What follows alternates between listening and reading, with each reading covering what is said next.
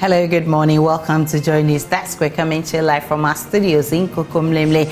Coming up this morning, organized labor to decide later today whether to proceed with its February 13 demonstration following government suspension of the VAT on electricity consumption. Also this morning, opposition NDC says it feels pity for President Akufo-Addo, insisting Vice President Bawumia has betrayed him by distancing himself from major policies he has implemented under his administration. More as Majority Chief Whip strongly defends Dr. Bawumia, adding he is the man for the job. Given the mandate, he himself would do something different. Yes, for me it's insignificant. And many people will not be able to do that. Many people will not be able to do that, to look into your boss's face and tell him that I'm going to be different, I will do this differently. That is a mark of boldness. Controversial anti-LGBTQ bill only one step away from passage after Parliament concluded the consideration stage. We are live in Parliament for more on this.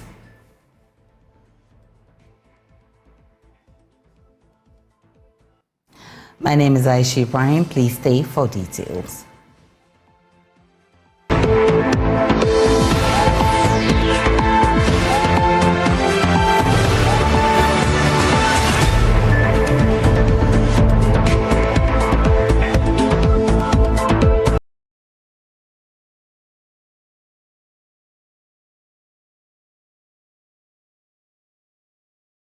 The controversial anti-LGBTQ bill is only one step away from passage after Parliament concluded the consideration stage. The stage entails the clause-by-clause consideration of the bill, and MPs are allowed to propose amendments. Thursday, the second stage was done, with only the third reading left for the bill to be passed into law. There's more in this report. What is left now is the third reading, and the third reading does not entail anything. There just has to be a vote in the House for the third reading to happen. And once that happened, this bill would have been passed. Of course, early on in the morning, some concerns were raised by Alexander Afenyo-Markin, who is railing against the custodial sentence imposed in the bill. What do we want to do? To reform or to destroy? To give an opportunity for such a person to come back with a new character.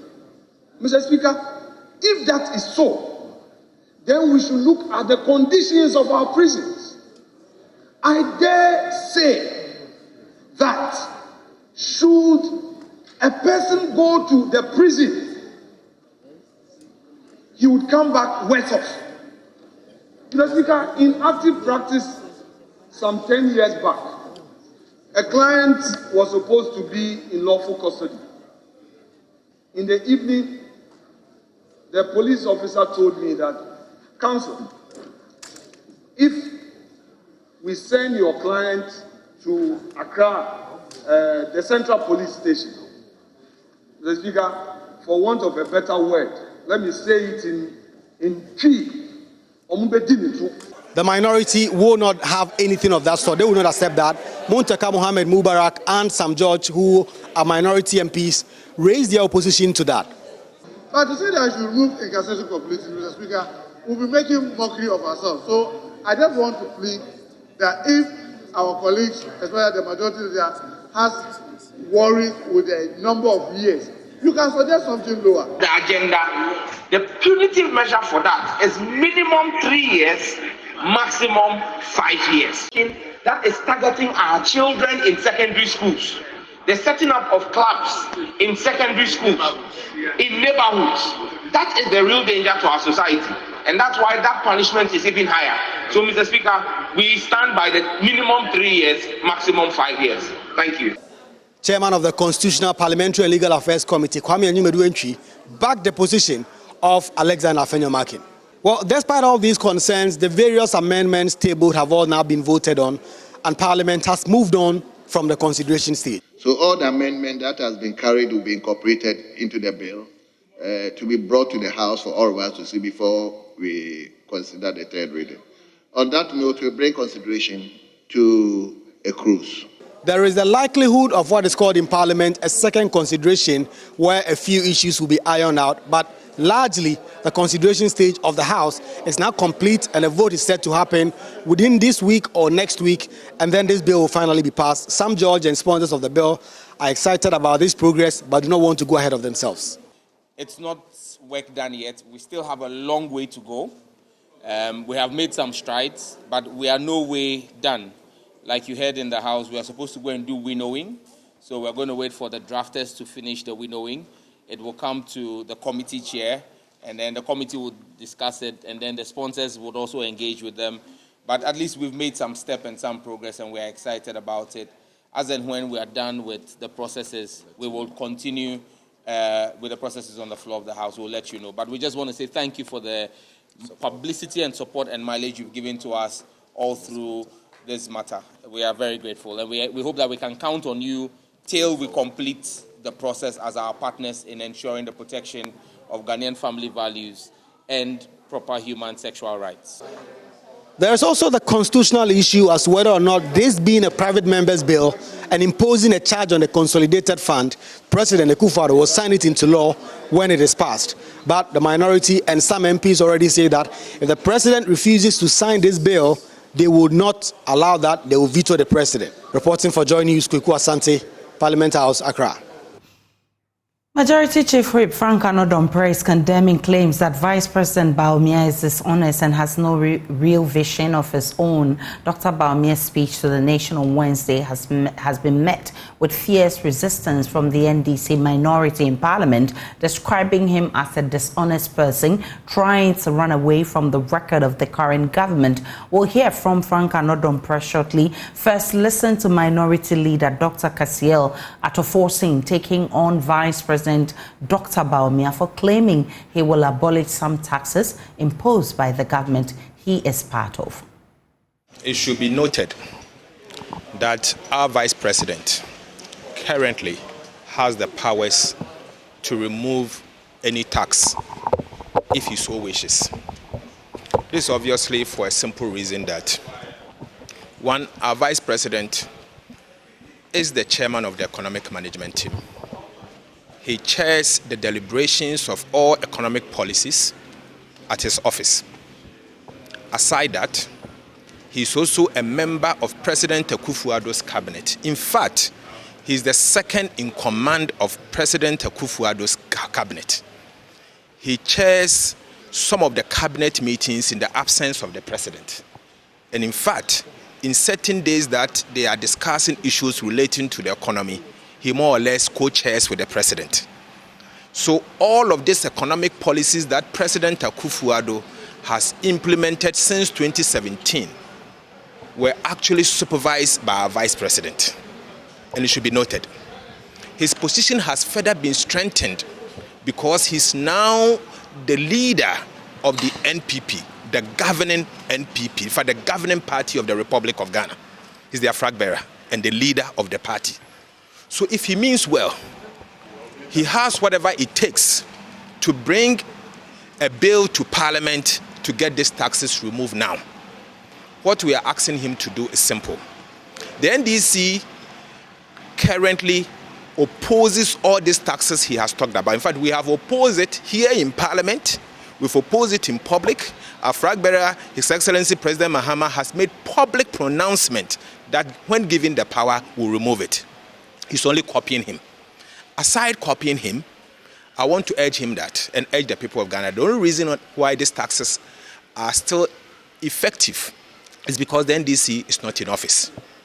So now that MPP is in the office, and the Vice President indeed is the chairman of the economic management team, Vice President of the Republic of Ghana, the second in command in the Akufo-Addo's administration, and also the leader of the MPP, he has whatever it takes to bring the bill to Parliament, if he so desires. And let me add this. These bills were first presented to this House when he was sitting here. He came to Parliament with the minister responsible for finance to impose the e-levy. He can't turn around to come back and to tell all of us that he's not part of it. But let me add that the General Secretary of MPP sits in cabinet. He left cabinet and informed the people of Ghana that the vice president approved the e-levy and voted for the e-levy. The minister responsible for information, my brother Kodu Oponkroma, is a member of cabinet. He says that the bill was prepared by the vice president. So for him to prepare one bill, ask parliament, whip all their members of parliament to vote for and to turn around to say that they should remove the tax is very disgraceful and shameful. In fact, I want to add that this shows the kind of credibility he has. He has no credibility. Tamale North MP Al-Hassan Suhini explained that the vice president cannot claim credit from the positives of this government and run away from the negatives. Well, I think that it is ridiculous listening to His Excellency the Vice President appropriate and reprobate. Here is a man who claims credit for some of the things that look right in the administration that he is part of, and shamelessly runs away from some of the obvious failures of this administration. When we were told from day one and in between that he is an integral part of the policy decisions of this government, and not once has he ever denied those claims, either made by the senior minister, made by the information minister, or made by the party general secretary. Not once has he ever denied the claims that he's an integral part of the policy decisions of this government. And so for him to shamelessly come out at this time to project himself as one who is not to be held responsible for some of the failures of this government, but one deserving of credit for some of the things that are, seemingly positive of this government, can only be a mark of, excuse my language, a dishonest person. I mean, I think that it is shameful. It takes politics to a new low. I mean, how on earth do you, a candidate on a party ticket, present what seems like your personal manifesto? We do not know the NPP's manifesto yet. In fact, when I was listening to him for a moment, I thought he was the one who formed the butterfly movement. Because clearly, I mean, it beats one's imagination that he sounds like he is an embodiment of the NPP. Because clearly, the NPP, I'm sure, will have a manifesto for the 2024 general elections. Or that is what he was outdooring as his own personal manifesto. And in doing so, interestingly, he is seen contradicting the NPP's government policies. So it's like my personal manifesto contradicts the government policies. I dare say that if we are not careful, even the NPP's manifesto will contradict his personal policies. So perhaps, maybe Alan should have been on that NPP ticket. After all, he's a party man. And maybe he should have been, with the butterfly trying to, bring about the emergence of a third force. I think that Dr. Bawumia is clearly confused. He's lost directions, he's lost focus. The deception is no longer working. And I think that this new trick is just what it is, a trick. We can now hear from Majority Chief Whip Frank Anodompre, who jumped to the Vice President's defense, insisting Dr. Bawumia is fit for the job. Also confirm and believe in him that given the mandate, he will be able to lead our country to where we are all desirous of seeing. So for me, it was important. Impressive. Yeah, that is his view. That is his view. And he explained that he's what do you call it, a mate on a trotro driven by a competent driver. Given the mandate, he himself would do something different. Yes, for me it's insignificant. And many people will not be able to do that. Many people will not be able to do that, to look into your boss's face and tell him that I'm going to be different, I will do this differently. That is a mark of boldness. Isn't it early days yet for him to scrap off these things that he intends to roll out? I don't know what you call early days, but the man is seeking to lead a country. And once you are seeking to lead the country, you are also expected to speak to some challenges and some issues that is bothering us. And for me, there's no question mark about being early days yet. He's setting the tone. Somebody is moving around the country campaigning, and you want him to sit down. More than 30 labor groups from across the country are converging in Accra this morning to decide the course of action regarding a massive demonstration against government. The unions threatened to take to the streets if the government did not scrap a 15% VAT on non-lifeline electricity consumers. An announcement from the Finance Ministry yesterday suspending the tax for wider consultations did not convince them. The unions remain skeptical about government's commitment to cancel the tax outright. They are convening later today on the matter. Listen to Vice Chairman of the TUC, Ken Kodia. Labour is likely to meet if we receive a letter from the Ministry of Finance withdrawing the 15%. And until we receive that letter, we are resolved on the path we want to take in the demonstration. Like I said, I'm hoping that letter will come today. But we are resolved. The appetite for strike is very ripe. And we don't want to go that path. We want to engage and resolve all the issues pending. But the way we all cited this press release on social media, for us, is also not healthy. We have written that we want the rate to be withdrawn. And it was just appropriate that the minister would have written to us to say that based on this, we want to now withdraw and engage. But like I said, I'm hoping that before close of day, we'll get that letter from the ministry, and then we'll look at the way forward. Meanwhile, some of the unions are proceeding with plans to hold massive demonstrations across all 16 regions, with discussions ongoing with the police for protection. The Greater Accra chapter of Organized Labour says they are ready to hit the streets on Tuesday. Patrick Banyemi speaks for the unions in Accra.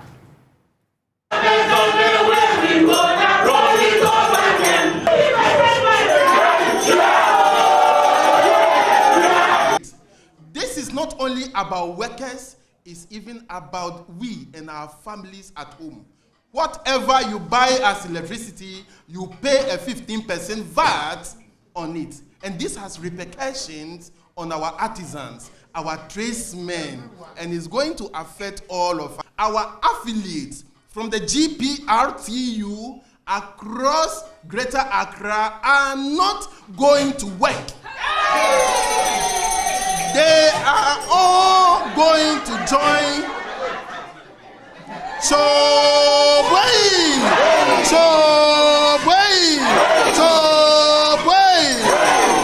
let us take note that on 13th, within the Greater, no commercial vehicle within Accra will work. The drivers, all of them are going to join the demonstration. And we are going to register our displeasure that it is not about suspension, but it is about total withdrawal. In a related development, members of the Ghana Private Road Transport Union have directed their members not to work next week, Tuesday, in solidarity with organized labor to mount pressure on government to withdraw the VAT. Abbas Moro is PRO of the union. We are part of them. TUC Krata say government and try and sign up to the end of on the 12th, on the 1 on the 13th. No, we are all joining. Juma, and this is the first step. Yeah, far away so I can't share driver ne be one class on the 13th. Yeah, Juma because you can't organize labor. No, be a cutting razor. Amaya Shanka for no because Yansu you are fighting for the eco tax no enti the way be cutting razor na enim yasan the rare demonstration for your eco tax no so emission tax no enti we be 13th no be cutting razor. Family of 27-year-old promising musician at Loho in the Upper West region, Amos Zomachiri Skelenzi, are calling on the Interior Minister Ambrose Derry and the Inspector General of Police, Dr. Akufo Dampari, to set up an independent committee to look into the alleged shooting to death of the young man and bring the perpetrators to book. Skelenzi, who also doubles as a farmer and breadwinner of his family, was allegedly shot by a police personnel whilst returning from a funeral at Kaleo. Skelenzi was with his friend Fidelis Bagaboti, who also sustained gunshot wounds and was treated and discharged at the Upper West Regional Hospital. JoyNews' Upper West Regional correspondent Rafiq Salam reports the local community is enveloped with sadness, grief, anger and tears, calling for investigations into the matter. 27-year-old Fidelis Bagabori on January 8 this year was riding as a pillion with his bosom friend and promising young musician Amos Zumachere, known on stage as Kelenzi. They were returning from a funeral in the dead of the night when they were allegedly shot by one of two policemen at the football field of Low RC Primary School. The duo were first alerted to stop using a flashlight, who they obliged. Without any word from the police or provocation from their victims, one of the police personnel pointed his gun at them and allegedly fired the shots multiple times through the abdomen of Amos, sending him to the rough sandy corrugated football pitch. I alerted Amos. The people flashing the torchlight are police personnel and asked him to exercise patience. In our attempt to stop in front of them, they fired gunshots at us. The pellets went into the abdomen of Amos. Mine, it went through my head and got out through my buttocks, hitting the seat of my motorbike carrier. They did not ask us any question. The policeman who allegedly shot Amos went for a private vehicle for him to be taken to the Upper West Regional Hospital for medical attention. He went and picked the vehicle together with another police personnel who came to help us carry him into the vehicle. I didn't even know that I was wounded by the bullet until when we kept Amos into the car. Fidelis expressed surprise about the behavior of the police, stating that one of them is personally known to him and has even dealt with him before. I see them. I can properly identify them. One of them is very well known to me, and I even know his name. At the Upper West Regional Hospital, doctors conducted several hours of surgery on Amos to remove the multiple pellets that has pierced through his abdomen. The surgery was successful, but Amos passed on after 20 days. His body has since been deposited at the Upper West Hospital's morgue, waiting for autopsy. Amos's mother, Lucy Zumachere, told us the last words of her son at his hospital bed before he passed on. He said, "Mama, I know I will die. Please take care of my children for me. Take care of my two children for me." After that, he clung onto the metals on the bed, crying whilst lamenting. My mom will not have anybody to take care of her.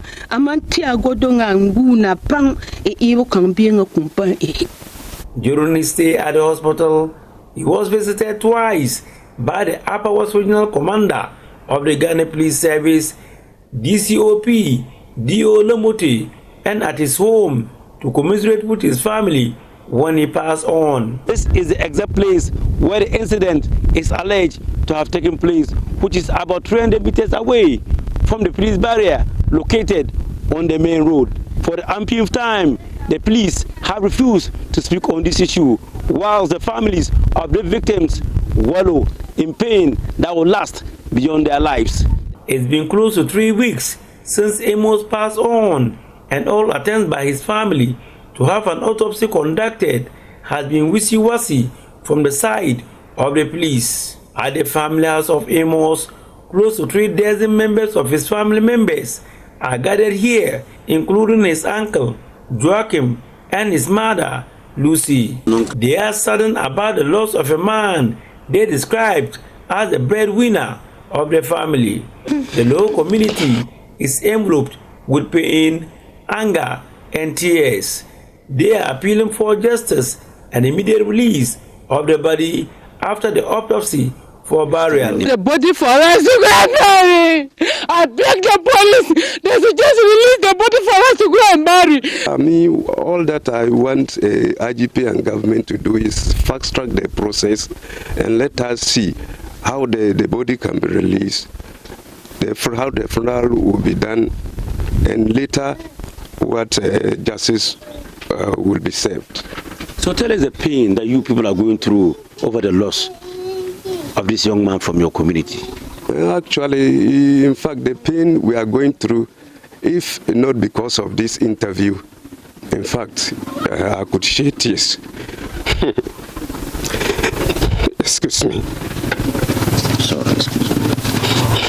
It is becoming one too many in the region of innocent persons being shot dead by the police without justice being served on the people, despite repeated promises from the Inspector General of the Ghana Police Service, Dr. George Akovo-Dampare, to work to unravel the mystery surrounding these deaths. Time for the IGP to act is now. Reporting for JoyNews, Rafiq Salam, Loho.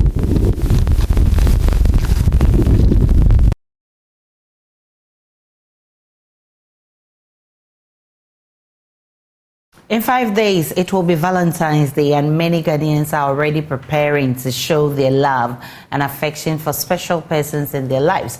But did you know that it is at such moments of joy that some fall prey to scams? The Cybersecurity Authority says more than 3.5 million Ghana cedis was lost to romance scams and online shopping last year alone. They're asking the public to be cautious as they prepare for the celebrations next week. Let me share details of that statement with you. And it says Valentine's Day is an occasion when people show their affection for others by sending gifts or items with messages of love. Malicious cyber actors also use the celebration to defraud unsuspecting victims through various schemes. Of the total losses recorded for 2023, at least 3,558,940 was lost through online shopping and romance scams. The Cybersecurity Authority is, by this alert, reminding the public to exercise caution. So it says, and it's outlined their modus operandi. It says shopping fraud, malicious actors create fake websites, online shops, or impersonate existing businesses on social media, offering heavily discounted packages and items. Victims are enticed to send money for these items which they never receive. Brand impersonation, they say malicious actors create fake business listings or profiles with their contact details on Google Maps, mimicking legitimate businesses or brands, and use search engine optimization techniques to manipulate search results for targeted brands to divert legitimate enquiries to the scammers' contact numbers. And after the unsuspecting victims engage in those businesses, they never receive them. And then they say phishing scams.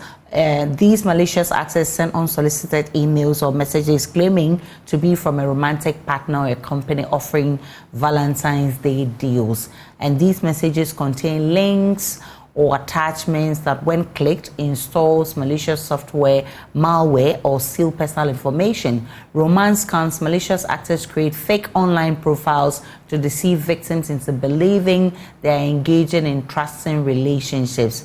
Recommendations: be cautious of too good to be true deals on Valentine's Day packages or gifts. Use a reputable online marketplace or retailer when purchasing Valentine's Day gifts. Look for reviews, and customer feedback before making an online purchase. I've been joined by Desmond Israel, who is the lead. I've been joined by Stephen Kujo Sashi. He is lead of the Computer Emergency Response Team at the Cybersecurity Authority. Steve, I'm grateful for your time. So how on earth was over 3.5 million Ghana cedis lost to romance scams and online shopping around same time last year? Right, good morning, and it's a pleasure to be here. So the statistic we shared Yes, it's a compilation of the reports we receive by the Cybersecurity Authority. We operate what we call a point of contact, which allows the public to report incidents of cybercrime or fraud in this case. So we have a number 292 that you can call, or WhatsApp 050-160-3111. So when we engage with the victims, we take note of how it happened, and part of the evidence includes the losses they have incurred. How much did they spend in the scam? So that's how we come by those numbers. And so online fraud or the shopping scams are the most popular type of incident we receive, and like we mentioned in the statement, it's usually fake shops or people that pretend to be some brands. Once the victims engage them, they take the payment, and then that's it. The money is lost. All right. So what should Valentine celebrants be looking out for in their attempt to shop for their loved ones online to avoid, being scammed? What are the, the red lights to look out for? Right. So first thing is around the kind of discounts you see. So legitimate shops definitely will be engaged in putting up deals for their patrons to take advantage of, but then it should be reasonable, right? If an item on normal basis 1,000 cedis and someone tells you I'm selling for 200, that's extremely low. How much profit is that person going to make? So that's a red flag. So that's what we mean by it's too good to be true. If it's that low, then you should be careful because it's potentially a scam. The other thing is when you're engaging with online retailers or people that are running online shops, you need to be sure of their identity, right? If they are online, not everything online is actually true. So if you're dealing with an online retailer, do you know where their physical shop is? Would you be able to go there to get a replacement if you have an issue with whatever you purchased? Those are some of the things you need to be able to do. The number that you are trying to pay or make the payment to, does that number match the name of the shop, or is it a Kweku Mensah who says he's a certain brand? So those are some of the things you need to watch out for. The other aspect of the thing is when you ask for something to be delivered to you, make sure you get it, inspect it before you make the payment. You have a lot of the schemes where they tell you, oh, you pay first, we'll bring it. Once you pay, that's it. You lose contact. They'll block you. You can't get to them again. Also, in terms of your sharing of personal information, especially in the aspect of the romance scams. If you met somebody online, you've not met them physically yet, then you need to be careful about how much you trust them. Don't just share your personal details, your ID cards, Ghana card, credit card or debit card information, your bank details to such people, because you may not be dealing with who you think you are. So those are some of the things you can look out for so you do not fall victim to some of these schemes. So with those who want to date online, what are some of the red flags they should also be looking out for? Right. So some of the things we've observed is if you are dealing with such a potential scammer, they will likely not want to meet physically. They will always come up with some excuse for not meeting you physically. So you arrange that, okay, I've been engaging with you online for some time, let's meet at so-and-so place. Just before the time, then they'll tell you, oh, I'm sorry, I had an accident or I had an emergency, I can't show up. So they try to avoid physical contact. The other sign or another warning you might pick up is the fact that after a very short period of engaging with you, all of a sudden now they need you to help them do things. So, oh, my mom is sick, please send me some money. Oh, I'm stuck here, I have an emergency, please send me some money. So very soon you realize the pattern is they want money from you, but you actually have never met the person. You don't know who exactly they are. So those are some of the things to watch out for. What's the role of the cyber security authority in enabling some of these things in the bud? We do a number of things. One of them is exactly what we've done by this public alert. It's really around education, creating awareness and building the capacity of the citizens to know how to recognize these signs of fraud. cybersecurity essentially it boils down to you, the individual. If you take the wrong decisions or you make the wrong decisions, you will still suffer. So making the public aware of what to recognize or what signs would indicate that something potentially fraudulent is about to happen is one of the key ways we intervene. We also make the point of contact available so that you can report to us these incidents so that we can take action. When you report them, we are able to look into it. We take the evidence, and where feasible, we do investigations with our law enforcement liaison unit, which works with the other agencies like the police and the CIDs to investigate some of these crimes, and where possible, we could potentially prosecute people. Stephen Kujo Seshi, grateful for your time. He works with the Cybersecurity Authority and he is the lead to the emergency response team. I'm grateful for sharing those tidbits. So if you're planning to buy online for your loved one, there you go. Some advice for you to make sure you are not scammed. Let's get on to other stories.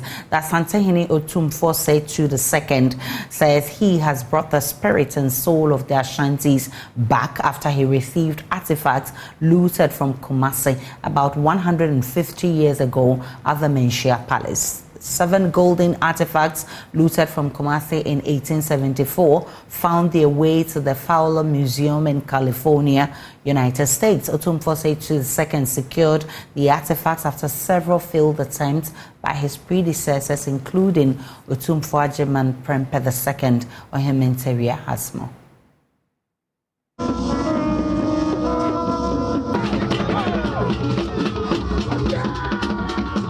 Thursday's Durbar at the Menchia Palace was held under mixed feelings by Asante chiefs, led by the Asantehene Otumfuo Setu II. Dubbed Kuntunkuni Thursday, chiefs of Asanteman from all over Ghana wore black cloth in memory of the devastation the Sagranti War brought onto the Asante Kingdom. The British Army, led by Major General Garnet Worsley, staged an unprovoked attack on Asante, razed its capital Kumasi, and looted gold and ornaments. Over 4,000 soldiers of the dreaded Asante army were killed, including its warlord, Bantmahine Bafo Amankwetia, and several other prominent Asante chiefs. Sounds of gunfire and firing of musketry hovered over the Menchia Palace as Asante chiefs marked the anniversary of the war. It also marked the return of 7 artifacts returned from the Fowler Museum at the University of California in the United States. We are delighted to see them come back to the palace and to the descendants of the rightful owners. Asantehene Otumfuo Setu II, who officially received the artifacts, called for unity as he spoke about failed attempts to destroy the Asante Kingdom.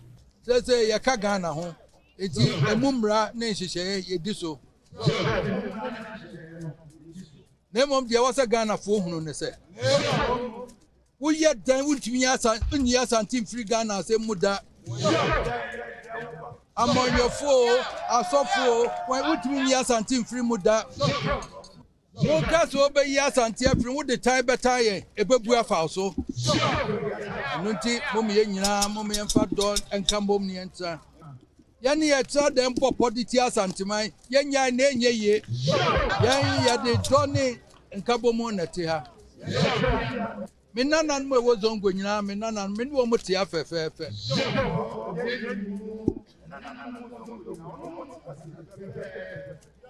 anwura fo me ne na te ama me ya baabi ya te fe na anwuraga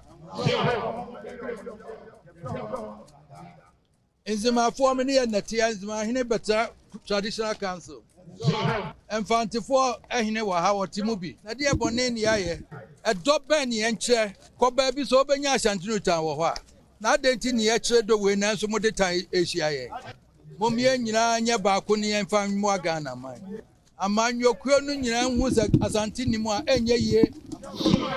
According to the Asantehene, the independent Asante existed several years before the emergence of Ghana. He noted the contribution of Asante, especially in Ghanaian politics, is unmatched and cannot be sidelined in all spheres. Amenyofo ni nyina de osem hunu ne se emre ye ninka so enti mom ye mfa akoma pa ne do entama bibia ye wonya tumi na referee ho a ka ho sa do ani mo twen atiame so na yes ye twen the free British Museum beba no ye see abusumi 9 num no beba eno so ba nanano ye din nyina begu amama hunu no bia hunu se ampasa abrofo no bewia ye niema ko ya kan si ye nyina be ye adwumaden ni abo ehomodin ni de akekere me ya mena ye. Whilst reminding Ashantis of their call to duty to defend the kingdom at all times as done by their forefathers with their blood, the Asantehene advised the youth to desist from drug and substance abuse. Emfie wo ha ne aduonu ni mbro ni besa ekuro no. Na so ye sikadwade obi ani wo timi de nsa aka da. Atue ko hin nyina de aba santimam sikadwa obi ansa nka da. Enu ne kura santima kra. Enu ne asem to ne na santima ya bo. Na sikadwa da tiase ne wo ho de ebro ni antimi obi ani ho obetimi eno na me pesem na nanu nyina adi hu za santima dati nanan mu adi hu moja na koje me eti nei mu nyina ran fan hyem mu se o se mukum ho de gi asantima emranti ani maba ansan wi ani wi no yenya ni nyina ne emfa ho de fa nye kure ma na sa ne re chicha asantima. Meanwhile, the Asantehene says efforts are underway to repatriate 32 artifacts kept in the British Museum. From Kumasi, for Joy News, Oimenteria reporting. Former Works and Housing Minister Samuel Atachian says President Akufo-Addo didn't give him any reason for relieving him of his post as Minister for Works and Housing, though he is a relation. Speaking on a yet-to-be-aired interview on PM Personality Profile, he explained that though the President didn't give him any reason, he still respects his views and bears no grudge, with the President adding he was not wasted. He's been speaking about his relationship with the President in a yet-to-be-aired interview. How did you take it when he relieved you of your post as minister and replaced you with another? Well, I didn't have a choice, you know. He should have his best reasons why I don't fit the bill, why I should be replaced. But Madam, you see, I saw that is not the end of the world, you know. And I can use my talents for other engagements as well. So why should I be so crestfallen? Yeah, there are other people who are even better than me. They never got any post. I was privileged by His grace. I became a minister for some time. If you think that the second term I should go, that is his decision, and I respect his decision. Okay. Yes, I can't say more than that. Did he give you any reason for doing that? And as human as you are, you think Abba is my relative. Why should he do that? Well, he didn't give me any reason, and I didn't ask for any reason. But if he believes that he will not be able to work with his relative, that is his decision, you understand? And excuse me to say, it will be an insult and contempt of him to quarrel with his judgment. That is his judgment.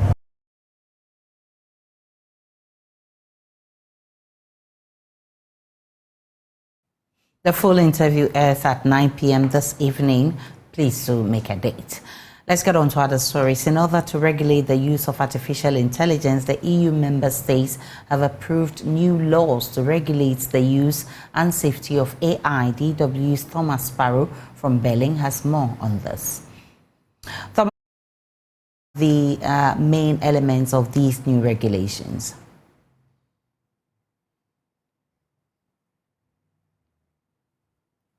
European Union states approved, they gave green light to these new regulations on the use of artificial intelligence. This is seen as a key step towards those regulations coming into force.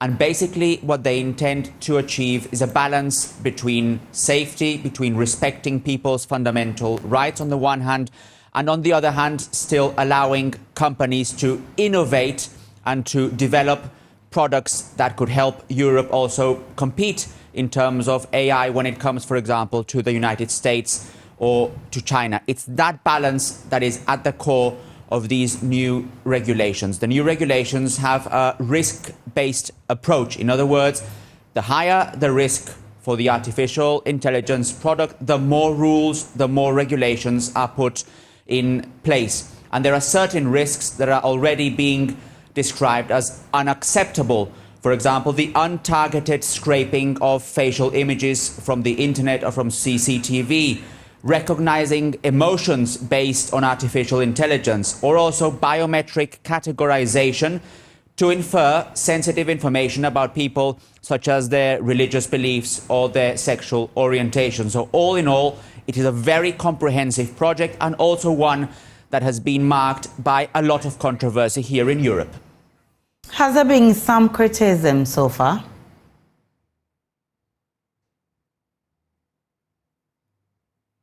It has been very controversial all along. This has been a rather long process for European leaders to come to this point, and there have been certain issues that have been problematic, that have been hotly discussed. One is precisely how to make Europe competitive while at the same time respecting and guaranteeing those fundamental rights. There were concerns by some countries that these regulations could actually affect this capacity of Europe to compete with the United States or with China. On the other hand, there are also concerns about the fundamental rights aspect, with non-governmental organizations stressing that with these regulations, some of those fundamental rights could be, and I'm quoting, traded away.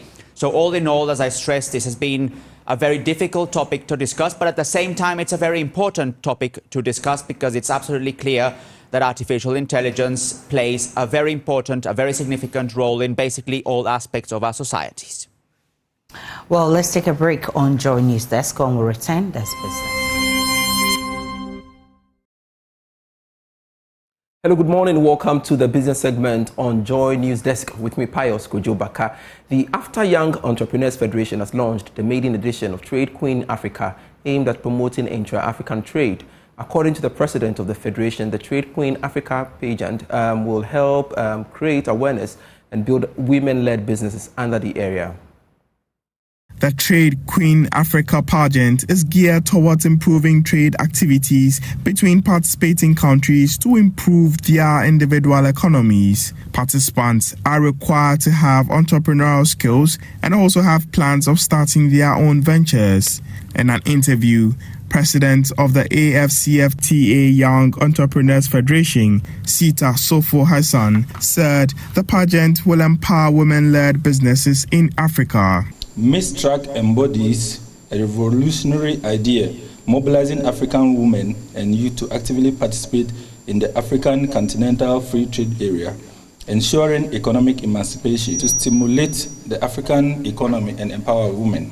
This initiative aims to enforce policies for women, providing a gateway for businesses to partner with us in empowering women, breaking borders, fostering trade, and actively implementing the protocols for the African continental free trade area. The Ghana Women Forum, Adeline Baidu, called on qualified women to participate in order to promote trade activities on the continent.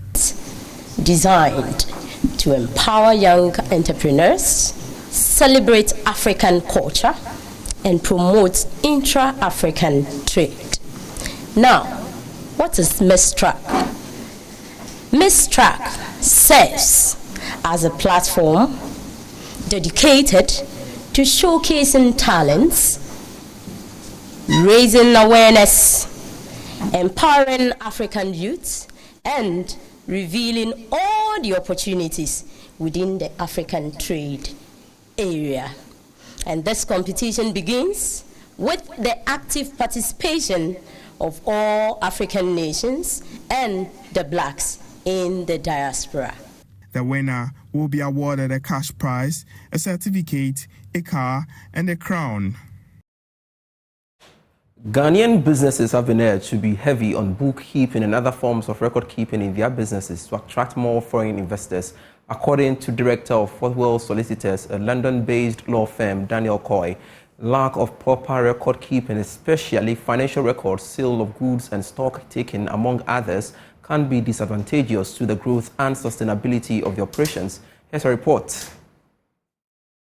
Well, this is a visa scheme that allows individuals and businesses to be able to tap into the UK market, to bring their products into the UK market.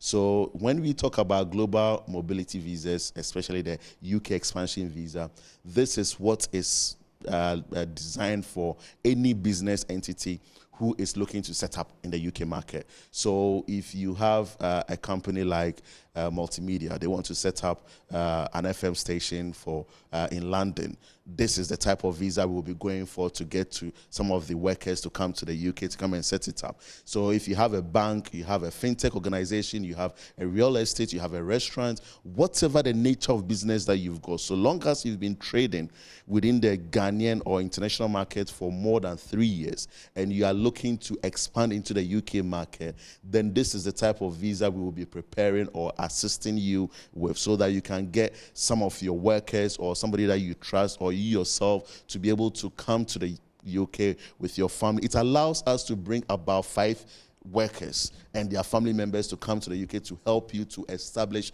that business. And this is what the UK government is doing, because of course they have left the EU, as we are aware. They are looking to tap into different markets, and the Commonwealth market is one of the biggest areas that they are looking at currently. Does the AFCFTA play a role in all of this? And if yes, what exactly is the role? It does, in a sense that you realize that when you are into some of these things, there are companies who want to. And that's it for business. I am Pius Kojo Baka.